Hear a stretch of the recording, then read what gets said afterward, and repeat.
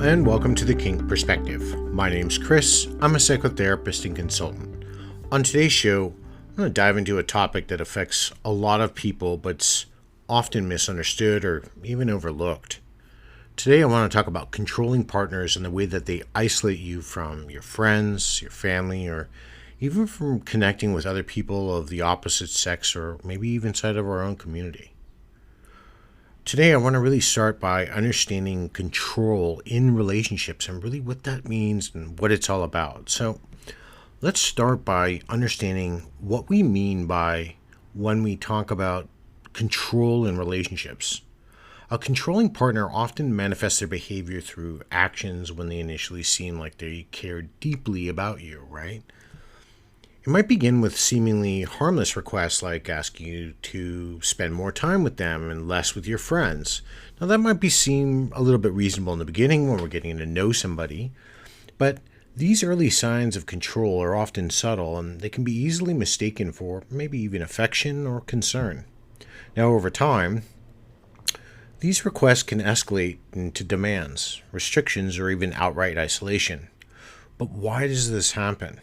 What drives a person to become controlling in a relationship? Now, at the core of this behavior, it's often a deep-seated insecurity or maybe even a fear of abandonment.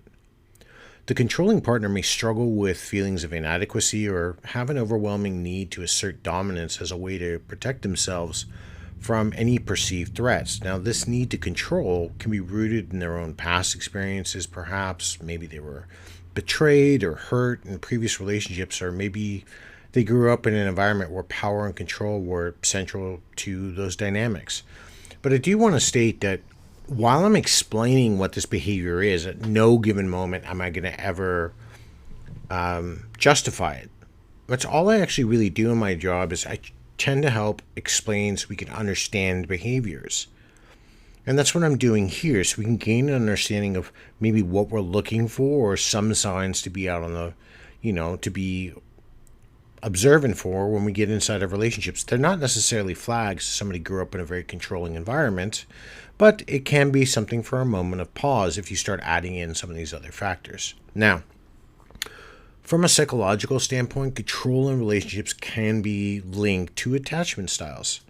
Those who have an anxious attachment style may become overly dependent on their partner, fearing that the outside influence could jeopardize the relationship. This fear can lead to controlling behaviors and a misguided attempt to keep the relationship intact. Sometimes we notice these things and patterns when we watch reality TV shows, or I've seen some reality dating shows where, other partners have to go on, not quite so much a forced date, but have to go on a date with somebody of the opposite sex, and then the partner they're with gets really uncomfortable and starts making comments, and this gets played out time and time again. This goes back to some of their deep-rooted insecurities. Now, conversely, those with avoidant attachment styles might control their partner as a way to maintain some emotional distance. They ensure that they never feel too vulnerable or too dependent. Now, it's really essential here to understand that controlling behavior often falls into the broader pattern known as coercive control. Coercive control really refers to a strategic and ongoing pattern of behaviors used to dominate and control another person. And we're not talking about dominate or submission in the context of the lifestyle here. We're talking about intentional domination without our consent, where it's a subtle tactic used typically with some sort of form of manipulation. Now, these involve other things like intimidation, threats, monitoring, and as we're kind of focusing on today, isolation. And this is really about taking us away from our friends and our family. The aim here is to erode the partner's independence and they make them more reliant on the controlling individual. The coercive control has often been seen in abusive relationships, and it can really involve the combination of psychological, emotional, and even physical control. Even if there isn't the physical abuse, the psychological toll here can be just as damaging, as it strips the partner of their autonomy, their self-esteem, and their support systems. This is why it's really important to recognize that these controlling behaviors, especially when they involve isolation, are forms of emotional and psychological abuse. Unlike physical abuse, these forms of abuse can be more subtle, And that makes them a little bit harder for us to identify, but it's really no less harmful than what we're already seeing. Now, what are some of these forms, you might ask? Now, first, we have the emotional abuse, and this involves the manipulating of someone's feelings to gain power and control over them. This can include constant criticism, belittling, and isolating them from their support networks. And by this process, the abuser seeks to undermine the victim's self-esteem and their independence, and that makes that person more reliant on the abuser for validation and support. Conversely to that, we have the psychological side, and this overlaps with the emotional abuse, and it includes tactics that distort a person's sense of reality or even their sanity. Isolation plays a significant role here, and what ends up happening is it removes the external perspectives and support systems that could help somebody recognize this unhealthy pattern and maybe even try to seek help. But the goal of a controlling partner isn't necessarily to protect the relationship, as they might claim. Instead, it's really about exerting their power and ensuring that they remain the most significant influence in your life. And if they cut you off from others, they create a dynamic where you become more dependent on them and less able to seek outside perspectives. Control can be a way for a partner to manage their own anxiety, and by limiting your interactions with others, they feel that they can better predict and control their own environment, and thus this for them reduces the uncertainty that fuels their fear. This is often why controlling behaviors can escalate, and once they see that isolation gives them a sense of security, they may push you for more restrictions, and this further tightens their grip on your life. Now, recognizing these behaviors as abusive or is really crucial, and because it validates the experiences of those affected and highlights the need for support and intervention. Our focus here isn't, though, to dwell on the abuse itself, but to understand the underlying factors that contribute to such controlling behaviors in the first place, and really how individuals can identify and address them effectively. Now, this kind of leads us up to what are some of these tactics here of their isolation? How do they go about doing it? Well, controlling partners often employ a range of tactics to isolate you from your support network. They gradually tighten their grip on your life. They maybe limit your phone calls to family or limit your time with friends. Isolation here really is a powerful tool for control because it limits all of your ability to seek anything from the outside to give you an alternative perspective on life, and it makes it easier for the controlling person to manipulate your reality. And here, I want to really explore the various tactics that they use to achieve this isolation and shed a little bit of light on how these behaviors can subtly and insidiously take root in a relationship. Now, first is the biggest part. They limit the communication. And one of the most common tactics is this. A controlling partner might monitor your interactions or outright forbid you from taking certain friends or family members on talking to them on the phone or going out to meet them. And this restriction is often more pronounced when it comes to people they perceive as a threat, such as maybe an ex-partner or a close friend of the opposite sex. At first, it might seem like they're just being a little bit protective, but as time goes on, you may find that your social circle here is shrinking down a little bit. They may also insist on knowing the details of every conversation you have, or they might get upset if you don't respond to their messages right away. This constant surveillance creates an environment of fear and anxiety where you start second-guessing yourself and avoiding interactions that might provoke their anger. Now, over time, you might even find it easier to simply comply with their demands, further isolating yourself from others. Then we have the emotional manipulation part, and this insidious tactic, a lot of controlling partners are often really adept at using guilt or shame or fear to keep you from reaching out to other people. They might say something like, if you really loved me, you wouldn't need anyone else, or I just don't trust your friends, they don't understand us. These statements are designed to make you feel guilty for wanting to maintain relationships and framing your desire for connection as a betrayal of the relationship itself. And this manipulation can extend to emotional blackmail, where the controlling partner threatens to leave or maybe even hurt themselves if you don't comply with what they want. And the goal here is to make you feel responsible for their well-being, creating a sense of obligation that overrides your own needs or desires. Now, over time, this can erode your self-esteem and really does make you more susceptible to their control. And this, in turn, now creates a dependency, which is really another tactic they use to strengthen their grip on you. Now, over time, they might engineer a situation where you rely on them for almost everything, from emotional support to financial stability. And this is often done gradually, so you may not even realize it's starting to happen. And the worst part is, by the time you do, you're very deep inside of the dynamic itself. Now, for example, here, they might discourage you from pursuing your own interests of your career. They might subtly suggest that you focus more on the relationship or that your aspirations or dreams aren't as important. They might also take control of your finances, and they might make it more difficult for you to leave or seek help. And the more dependent you become, the harder it is to break free from their control. And as you start to believe that you can't survive without them, the worse the situation becomes. And this tactic can be particularly effective because it creates that sense of helplessness. Now, when you're isolated and dependent, the idea of leaving or challenging a controlling partner can feel really overwhelming. And this leads to staying in the relationship even though we're at that point that we understand how detrimental it is to our own well-being.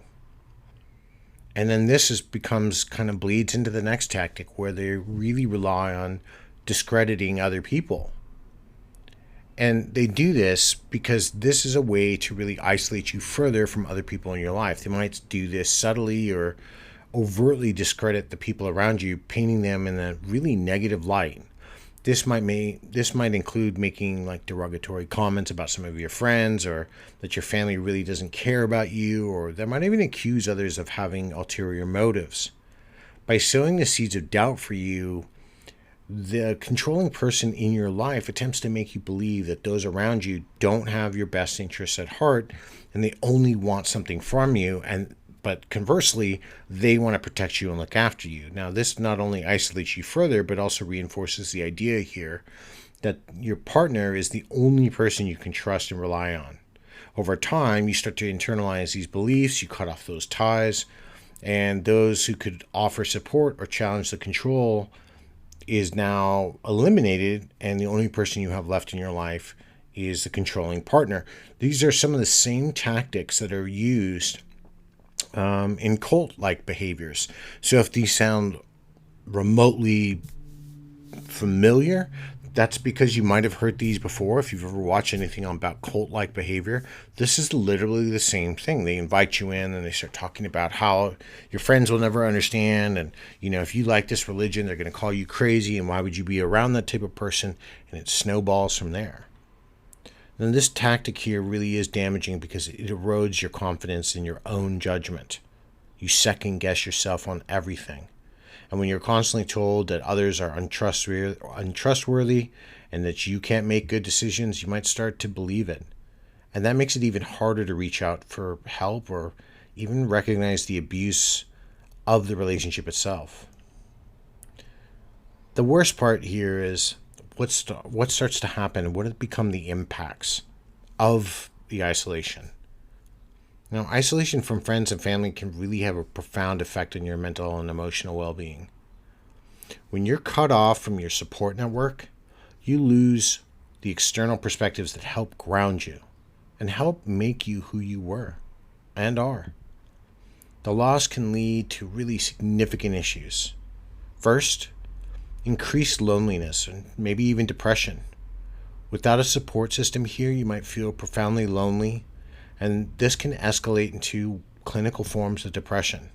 The absence of social connections and emotional support can really intensify the feelings of sadness and hopelessness, and that leaves you feeling stuck and isolated and extremely dependent on your controlling partner. It heightens anxiety, and the lack of external perspectives can also really make you tunnel and only see one direction. You might become hypervigilant here about your partner's reactions or the state of the relationship. You are constantly worried about maintaining harmony to avoid conflict. And this heightened state of alertness can lead to chronic stress and anxiety, which really does impact your overall well-being. And as you become more isolated, your self-esteem can suffer. When your partner undermines your confidence and you lack any external validation, you might start to doubt your own self-worth and your capabilities. This erosion of self-esteem makes you more vulnerable to accepting the controlling behavior as normal or even deserved. Isolation can cloud your judgment, and it can make it harder to see relationship dynamics clearly. You might start to internalize the controlling partner's narrative and the story they're telling you. You might believe that their behavior is justified towards you and that you're at fault for the issues in the relationship as they tell you. And this confusion makes it increasingly difficult to recognize the abuse and to really seek help.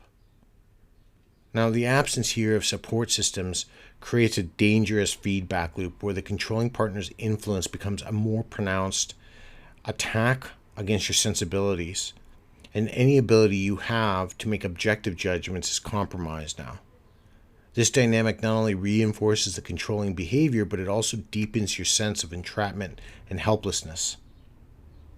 Ultimately, the impact of isolation goes beyond the emotional distress. It can fundamentally alter your perception of reality and your capacity to take action. And if you understand these effects, it is truly crucial to recognizing the need for support and intervention at that moment in your life, as well as really working towards reclaiming your autonomy and your well-being. But how do we get that control back? If any of this sounds familiar to what I'm saying, it's crucial to understand here that you're not alone, and definitely this is not your fault. If you recognize controlling behaviors for what they are, abuse, that's the first critical step.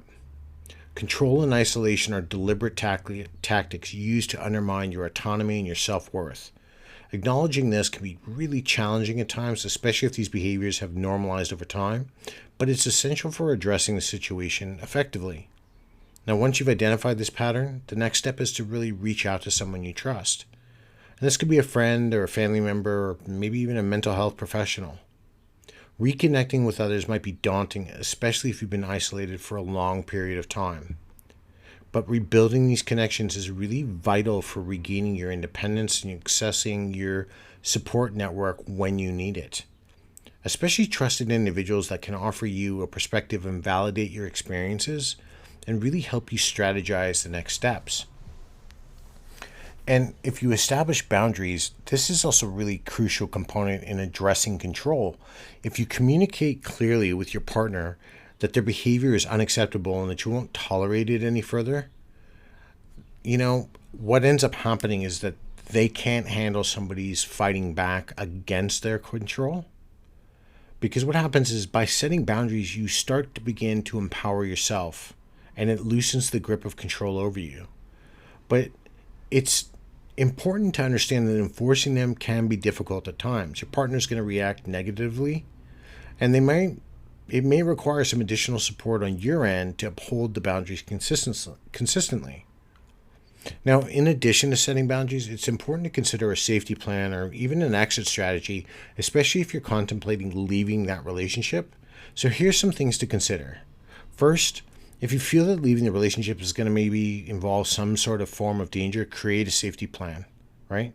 That plan should include a place to go, a list of important documents or items to take with you, and some emergency contacts. And it's also wise to have a plan for safely leaving the home if an argument or confrontation arises.